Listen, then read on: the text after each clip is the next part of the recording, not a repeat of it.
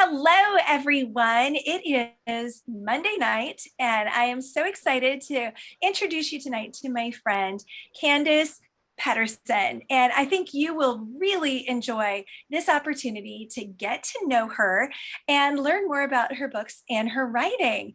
So, Candice, do you want to take just a minute to introduce yourself? Hi, my name is Candice Sue Patterson. I live in Southern Indiana. I am an elementary school librarian, and I've got three boys. One's in college, one is a senior this year and just got his acceptance letter today. And then, Oh, that's yeah, exciting. yes. So they'll be going to the same college. So that makes me feel a little bit better losing two at once. So, and then our youngest son is a middle schooler. So Oh, anytime that's so I'm fun. not, yeah, anytime I'm not busy at school or doing something else with kids sports or whatever, I am writing a new story. That's fantastic. So, where did your son get accepted to? Vincennes University. Oh, that's Yeah, awesome. yeah, he's going to do Because their auto tech program. oh, that's great. Yeah. So I think that people don't necessarily know that we are both from here in Indiana. Mhm. So how did you decide to get started writing? It's something that I've always wanted to do from the time I was little. Books have always fascinated me. I really tried to write my first book when I was a teenager, and I have kept it. And when I bring it out every now and then and look at it now, I'm like, oh, that's awful. um, so when I was a teenager, I actually saw a commercial on television for the Institute of Children's Literature. And it said that if you had an interest in writing, you could call in and get an aptitude test, and you could fill it out and send it in and see if they would accept you. So I was 16 when I did that, and they accepted me. And so I did that my junior and senior year of high school through correspondence. So this was before email. Everything Yeah, was snail mail. And so I did that. And that's where I got the basics of writing down. And then I put writing away for a good 10 years after I got married and started having a family. And then in 2010, I lost my position. I worked for the post office at the time. They did some cutbacks, and my position was excess. So I became a stay-at-home mom. And that's when I pulled the writing dream out and said, if I'm going to do this, now's the time. So, that's amazing. And I remember it was like every couple Sundays, there'd be that flyer for the Institute on Children's Literature. And hmm um, I remember, I think I filled it out too. I just didn't do anything with it. So that's hmm so fun that that is part of hmm your journey. So when you yeah. started out, did you think you would write children's literature? Because that's very different from what you write now. Yeah, I didn't. I actually told my instructor right off the bat. I said I really have a desire to write for adults, and so he geared some of my assignments as close as he could to writing for adults. So, That's that's so fun. So hmm let's talk about your brand new book. Well, I guess it came out like a month or so ago, Saving hmm Mrs. Roosevelt. And I got to read this before it came out for endorsement and really, really enjoyed it because I am a World War II fanatic. And what I loved about this book is you found a World War II home front story and really brought it to life. So, how did you discover the historical hook that made you go, I'm going to write a book set during World War II? It kind of came by accident. My agent called and said, I know that you haven't written a lot of historical yet because I normally write contemporary. But she said, Barbara's looking for a story to add into their Heroines of World War II series. Do you want to try for it? And I said, well, I love World War II books. I love World War II history. I was very intimidated, though. I thought, I don't know if I know enough about it to write a novel. So I had just finished a contemporary romance set around the lobstering industry. And I thought, I wonder if I could take that knowledge and use it for a World War II story. So I started Googling Maine and the lobstering industry and World War II, and came across an article where several Maine women had joined the Spars, which was the first female only reserve of the Coast Guard. And so that's how I came across that. Um, Upon researching that, I came across several articles on Eleanor Roosevelt, and then the pieces just kind of started to connect from there. So, I love that, because especially when you're writing historical, it often is you find a little tidbit here and then you find a little tidbit here and you start making connections between them. And so even being able to springboard off of a contemporary you'd written.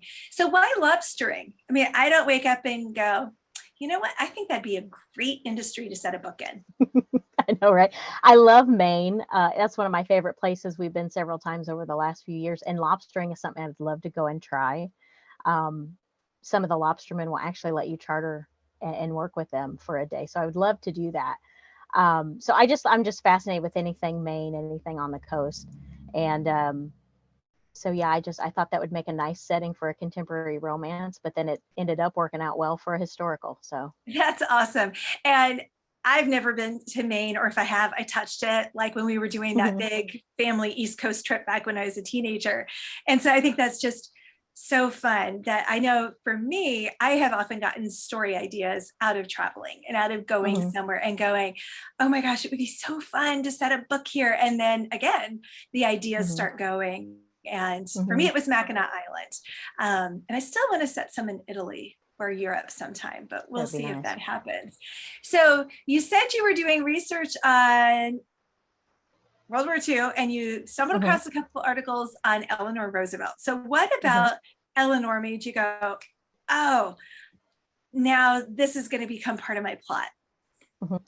I had seen several articles that talked about how angry people were at the fact that she was such a modern thinker for her time, especially being a woman, and how she had had some threats on her life. I did not come across anything where anybody had planned step by step and actually tried to carry it out. But just that little tidbit got me to thinking, I wonder what it would be like to set a plot around, trying to harm the first lady. And then that's when the title came to me and I thought, that's it. It all fit together, and so that's it. That's fun. Yeah, that's so much fun. So, and you just got a new contract that you signed last week. So congratulations. Thank you. Thank you. What are you going to be writing with this next book? So this will be for Barber's Doors to the Past series, and it'll be a dual time novel where some of the chapters are present day and some are historical. So this is centered around the upscale and elusive gated historical community of Gramercy Park, which is in the middle of Manhattan. And when it was founded in 1831, it has not been open to the public this whole time.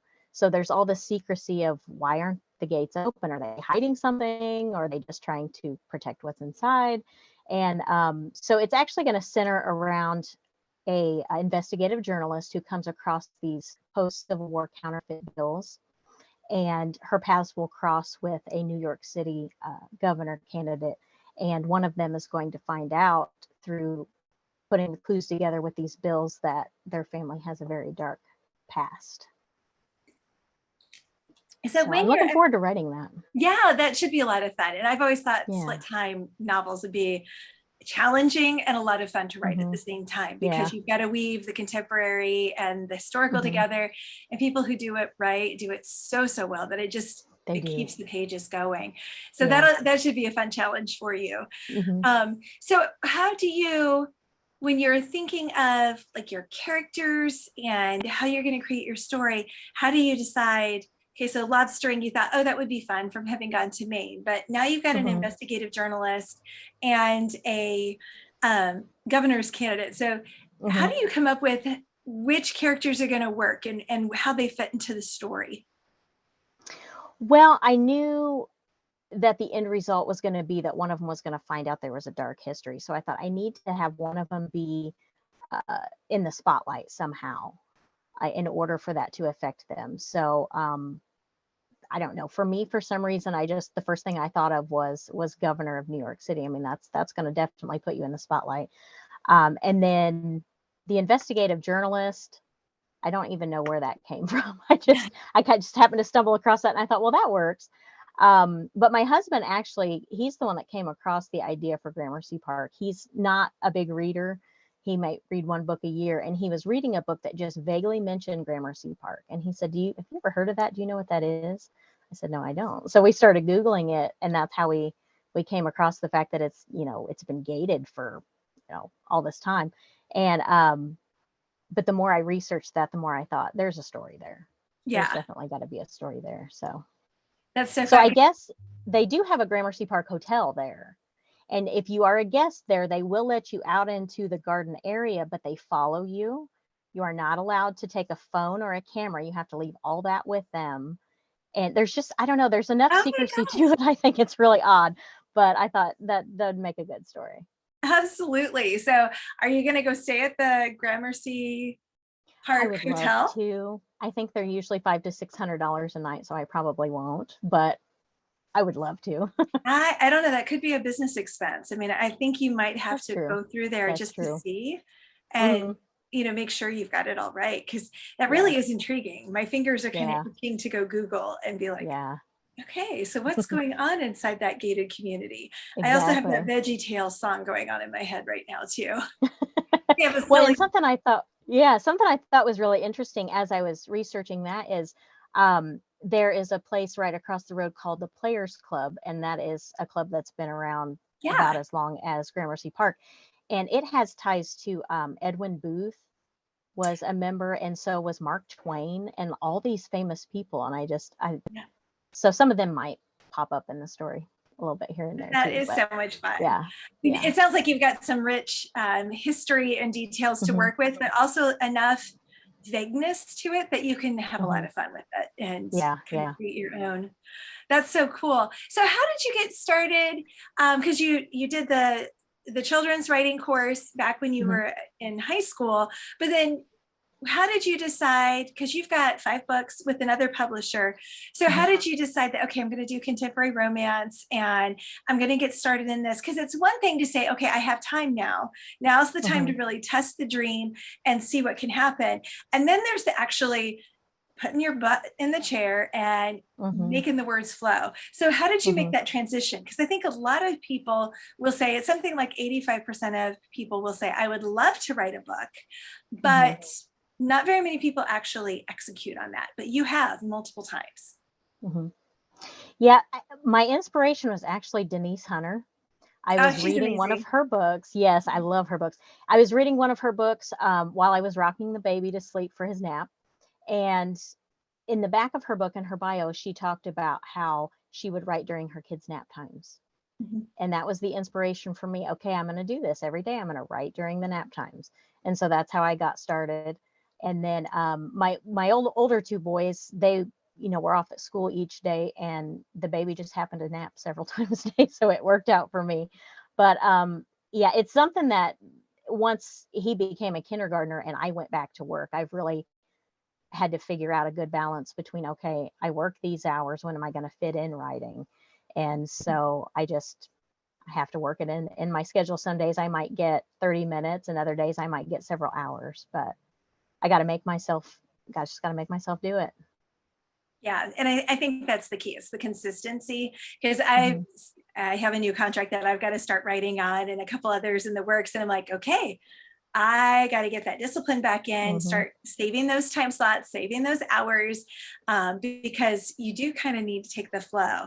So Hmm. I am wearing my Purdue sweatshirt today, in part in honor of your book. So Hey. Saving Mrs. Roosevelt, how does it connect with Purdue University? So the lady that was asked to direct the Sparse, her name was Dorothy C. Stratton. She was the dean of women at Purdue when they asked her to head up the Spars. So I loved finding that because it was fun to throw some Indiana history in there as well. So she worked with the Waves a little bit before they asked her to be with the Spars, and then the dean of women that was after her, Helen Schliemann, she was also helped out with the Spars as well.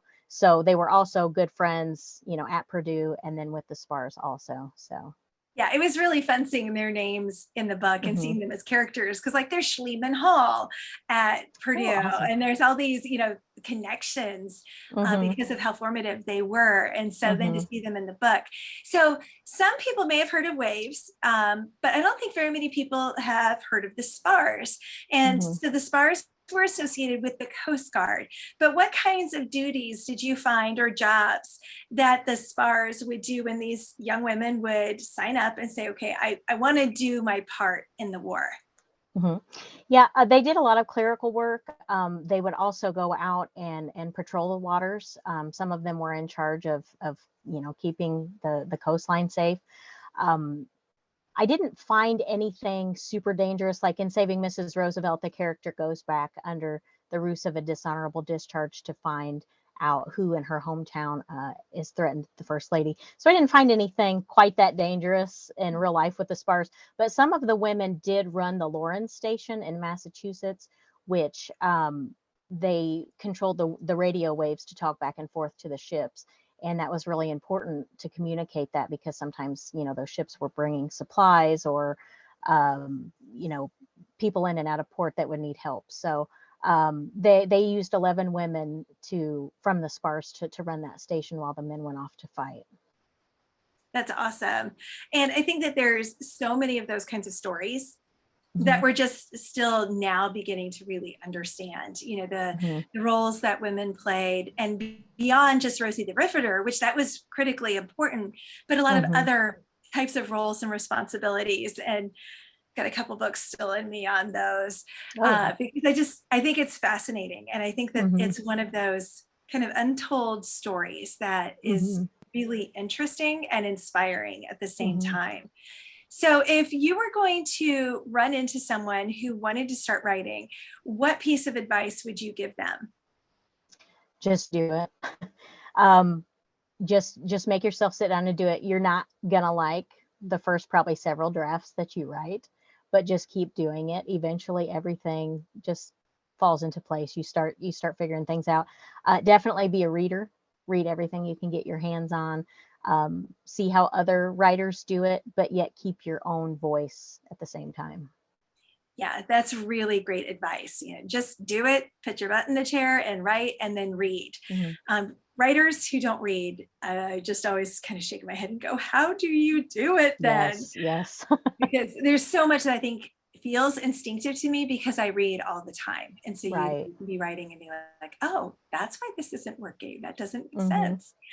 So thank you so much for joining me tonight. It was so fun to get to introduce readers to you and to your book, Saving Mrs. Roosevelt, which is a wonderful World War II home front story that has some elements of spying and intrigue and, of course, romance. So thanks so much for joining me. Thank you for having me. I appreciate it. I had a good time.